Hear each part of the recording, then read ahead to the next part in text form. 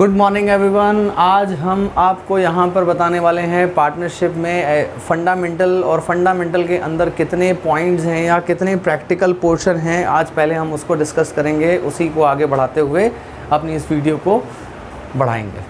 ठीक है, partnership fundamental में जो प्रैक्टिकल पोर्शन है वो डिवाइड करता हूँ मैं। सबसे पहले आप प्रैक्टिकल के लिए किस चीज़ को पढ़ेंगे, जो सबसे पहले आप देखेंगे पार्टनरशिप फंडामेंटल में जर्नल एंट्रीज़ को, जो कि अकाउंट्स का सार यही है। फिर आप इसमें देखेंगे profit and loss, appropriation account को। फिर आप इसमें देखेंगे पार्टनर्स कैपिटल अकाउंट या फिर करंट अकाउंट को, या फिर दोनों को।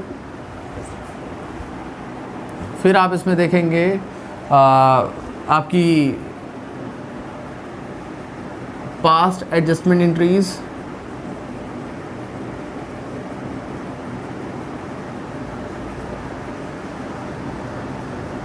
एंड उसके बाद लास्ट में आपके आ जाएगी मिनिमम गारंटी ऑफ प्रॉफिट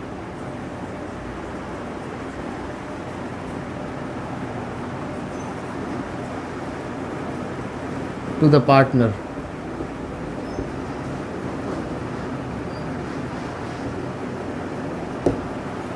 तो बेसिकली आप ये 5 टॉपिक इस चैप्टर में प्रैक्टिकल पोर्शन में रखेंगे। Journal entries, profit and loss appropriation account, partners capital और current account, past adjustment entries and minimum guarantee of profit to the partner.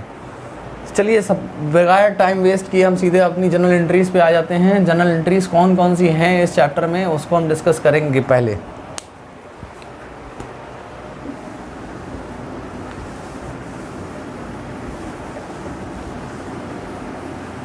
क्योंकि ये पार्टनरशिप फर्म है जो कि प्रोप्राइटरशिप का दूसरा पार्ट है। प्रोप्राइटरशिप के बाद बिजनेस जब एक्सपेंड करता है तो वो पार्टनरशिप में कन्वर्ट होता है। आपने शायद सुना भी होगा, समझा भी होगा कि अगर मान लीजिए हम अपना बिज़नेस अकेले चला रहे हैं और हम खुद फील कर रहे हैं कि अब इस बिज़नेस को अकेले नहीं चलाया जा सकता, नाम बहुत बढ़ रहा है, काम बहुत बढ़ रहा है, वर्क बर्डन बहुत बढ़ रहा है, तो अब क्या करते हैं, हम किसी और से अपने साथ बिज़नेस में हाथ मिलवा लेते हैं, या उसको कह देते हैं कि please come in my business and join the hand with me as a partner, contribute your capital, enjoy the profit from my business and do the work accordingly to the partnership agreement. तो इसी को बोला जाता है when the proprietorship business expand the limits, that time that business is converted into partnership firm. तो यहाँ पर ये कहा गया है कि अगर हम पार्टनरशिप बिजनेस की बात करें तो trading profit and loss account तो प्रोप्राइटरशिप में भी बनता था। प्रोप्राइटरशिप के उस trading profit and loss account के बाद profit and loss appropriation account बनता है, जिसकी एंट्रियां यहाँ पर बेसिकली मेंशन की गई हैं। सबसे पहले हम इसमें बात करेंगे इंटरेस्ट ऑन कैपिटल की। Interest on capital, interest on capital जो है ये फर्म के लिए खर्चा माना जाता है। दोनों पॉइंट मैं बता रहा हूँ, फर्म के लिए क्या माना जाता है, एक्सपेंस माना जाता है, और पार्टनर के लिए क्या माना जाता है, गेन माना जाता है। तो इस हिसाब से आपको इसकी 2 एंट्रियां करनी होंगी, फर्म के पॉइंट ऑफ व्यू से और पार्टनर के पॉइंट ऑफ व्यू से। तो पहली एंट्री जो इंटरेस्ट अलाउ करने की है वो बताऊंगा मैं। Interest allow by the firm, वो फर्म के लिए खर्चा है, इसलिए इंटरेस्ट ऑन कैपिटल जो है वो डेबिट हो जाएगा।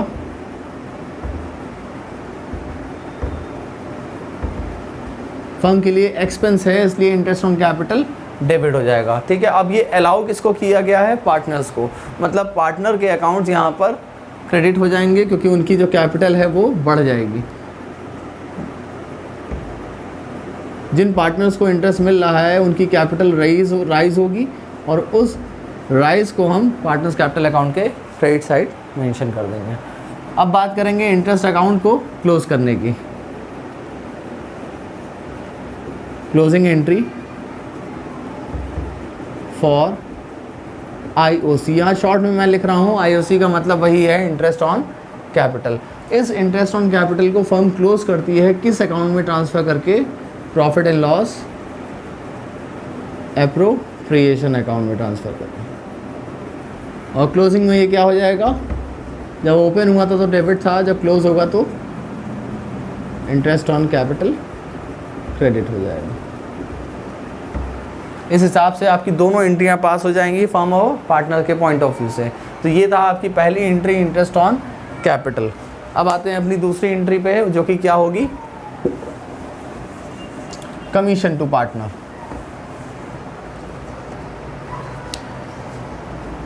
Commission to partner. कभी कभी ऐसा होता है कि कोई पार्टनर जिम्मेदारी ले लेता है सारे अकाउंट से, सारे ट्रांजैक्शंस को करने की, तो वो उस पार्ट पे अपना कमीशन भी मांगता है फर्म से कि हम इतना एक्स्ट्रा एफर्ट कर रहे हैं तो हमें अलग से कुछ अमाउंट चाहिए, इंटरेस्ट से हटके, वो कहलाती है कमीशन। ये भी अब यहाँ पर साफ साफ समझ में आ रहा है कि ये फर्म के लिए क्या है और पार्टनर के लिए क्या है। फर्म के लिए क्या है? एक्सपेंस, और पार्टनर के लिए क्या है? गेन। एक मिनट रुकूंगा मैं, जरा मैं मार्कर में इंक भर लूँ।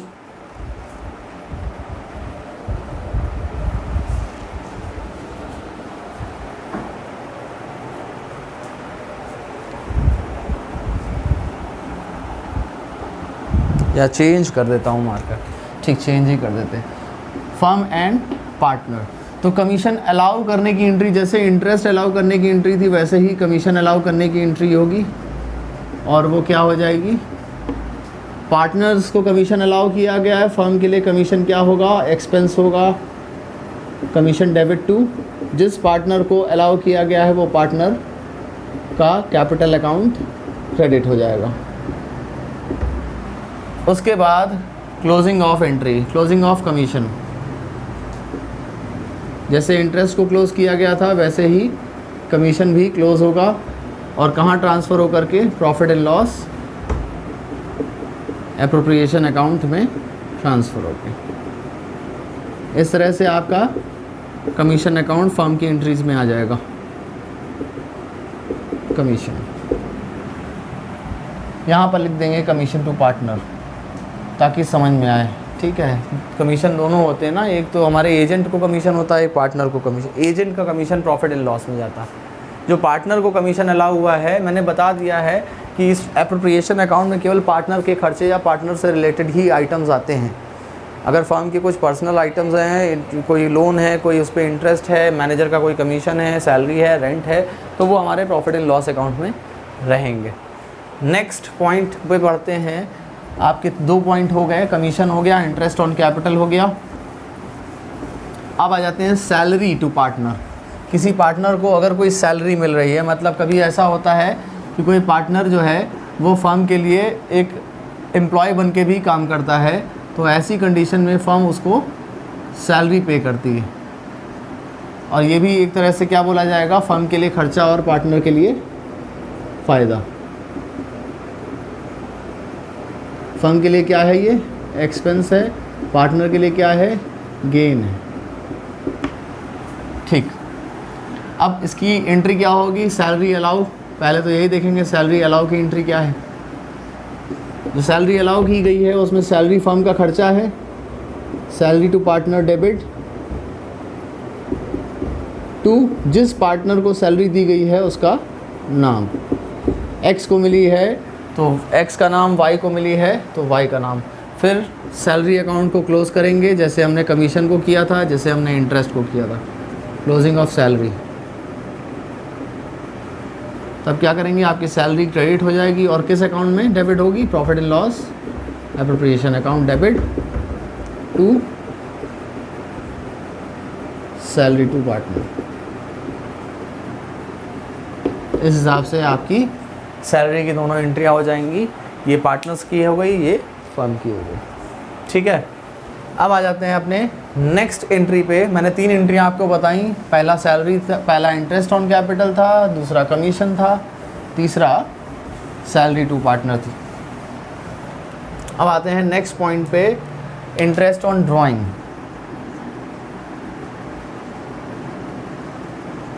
Interest on drawings.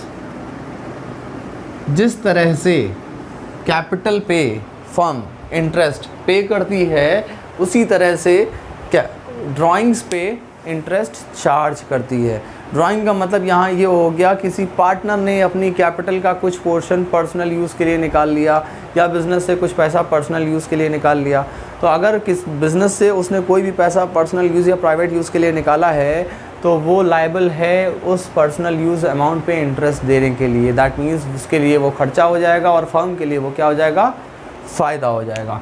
ये दूसरी एंट्री है जिसमें आपकी फर्म को क्या होगा, गेन होगा, और पार्टनर को क्या होगा, एक्सपेंस होगा। पार्टनर के लिए खर्चा है और फर्म के लिए वो इनकम ट्रीट होती है। पहली एंट्री इसमें यहाँ अलाउ की जगह हो जाएगा on charge of IOD. IOD that is interest on drawing. इसकी एंट्री क्या हो जाएगी, आपका पार्टनर यहाँ पर डेबिट हो जाएगा, क्योंकि पार्टनर्स का कैपिटल अकाउंट यहाँ पे कम होने जा रहा है। पार्टनर कैपिटल अकाउंट डेबिट हो जाएगा टू इंटरेस्ट ऑन ड्राइंग।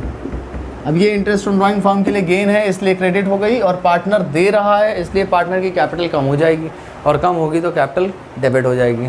ठीक है, जब भी कैपिटल बढ़ती है पार्टनर की तो क्रेडिट होती है, और जब भी कैपिटल घटती है पार्टनर की तो क्या होती है, कैपिटल के दो पोर्शन हैं, फॉल एंड राइज। कैपिटल बढ़ रही है तो क्या होगा, और कैपिटल घट रही है, फॉल हो रही है तो डेबिट हो जाएगी, और राइज हो रही है तो क्रेडिट ही रहेगी। वही चीज़ यहाँ पे चल रही है। ठीक है, पहले चार्ज कराया इंटरेस्ट ऑन ड्राइंग फर्म ने, उसके बाद क्लोजिंग एंट्री। क्लोजिंग एंट्री करना ज़रूरी है, क्योंकि क्लोजिंग करते ही पता चलेगा कि फर्म ने अपने उस इंटरेस्ट को एप्रोप्रिएशन अकाउंट में ट्रांसफ़र कर दिया है। ठीक है, तो अब क्या करेंगे, आईओडी डेबिट हो जाएगा, interest on drawing account debit to profit and loss appropriation account. Appropriation का क्रेडिट होना इंडिकेट कर रहा है फर्म को फ़ायदा हुआ है। अगर एप्रोप्रिएशन डेबिट होगा तो इंडिकेशन होगा कि फर्म को नुकसान या खर्चा हुआ है। ठीक है, तो ये आपका पॉइंट नंबर 4 था। अब आते हैं एंट्रीज़ में पॉइंट नंबर 5 पे। बस ये लास्ट एंट्री है, इसके बाद आप सीधे प्रॉफिट निकालेंगे और पार्टनर्स के अकाउंट में ट्रांसफ़र कर देंगे। कभी कभी ऐसा होता है कि फर्म प्रॉफिट के कुछ पार्ट को रोक लेती है, रिज़र्व कर लेती है, और उस पार्ट की एंट्री क्या होगी, एडिशनल रिज़र्व। कभी कभी क्रिएट करती है फर्म, सोचती है कि फर्म की फ्यूचर की जो कंटीजेंसीज़ हैं उनसे निपटने के लिए सब कुछ हम अगर पार्टनर को ही दे देंगे तो फ्यूचर की कंटीजेंसीज से निपटने के लिए क्या करेंगे हम। तो वो करते क्या हैं, जो भी डिस्ट्रीब्यूटेड प्रॉफिट होता है फर्म का, जो भी डिस्ट्रीब्यूटेड प्रॉफिट होता है जो पार्टनर्स को मिलने वाला है सब कुछ चार्ज करने के बाद, उसका कुछ पोर्शन रोक लेती है, किस लिए, रिज़र्व के लिए। तो इसका सीधे मैं ट्रीटमेंट बताऊंगा आपको, क्योंकि इसकी एक ही एंट्री पास होती है। हम profit and loss appropriation account,